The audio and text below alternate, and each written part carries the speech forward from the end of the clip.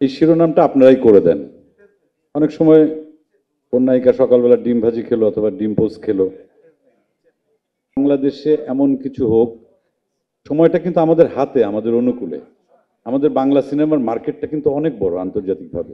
উদ্দেশ্য এবং টোটাল যে কয়েক মাস ধরে কাজটা হচ্ছে, এটার উদ্দেশ্যটা কি? একটা ভালো আন্তর্জাতিক মানের সিনেমা বানানো। আমাদের দর্শকরা তাকিয়ে আছে কিন্তু আসলে সিনেমাটা দেখার জন্য, এবং সেটা দেখে তারা চমকিত হবেন, এই আশা আমরা করি। এই শিরোনামটা আপনারাই করে দেন। অনেক সময় কোন নায়িকা সকালবেলা ডিম ভাজি খেলো অথবা ডিম পোস্ট খেলো, এটা ইদানিং বেশি থাকে।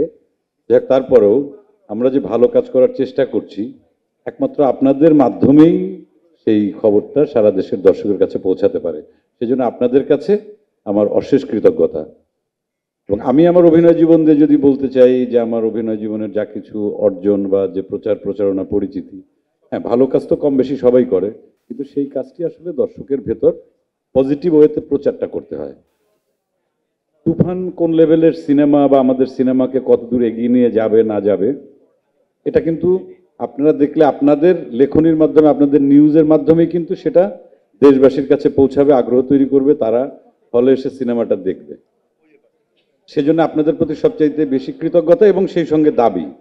এবং নিশ্চয়ই ভালো কিছু করার চেষ্টা যারা করছেন এখানে, যারা এই শুধুমাত্র এই কয়েকজন মানুষ আমরা বলছি, এই মানুষগুলোর মূল উদ্দেশ্য ছিল কিন্তু একটাই।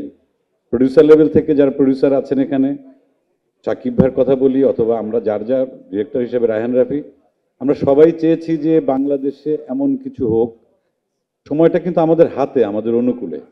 আমাদের বাংলা সিনেমার মার্কেটটা কিন্তু অনেক বড় আন্তর্জাতিকভাবে।